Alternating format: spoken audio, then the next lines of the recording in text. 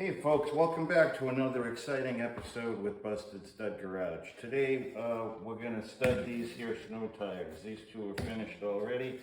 Winter's approaching in New Hampshire and we want to make sure that we're safe on the black ice especially. So what you want to do is get your trusty Black & Decker stud gun. This is the model 888, super awesome.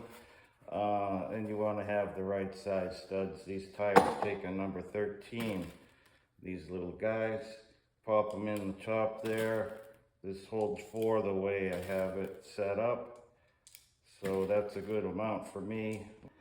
All set, got a little bit of soapy water for lube. Line up the gun with one of the holes in the tire and press in firmly and pull the trigger. There you go, 1, 2, 3, 4. Awesome. Keep doing that until all these holes are filled. Cut.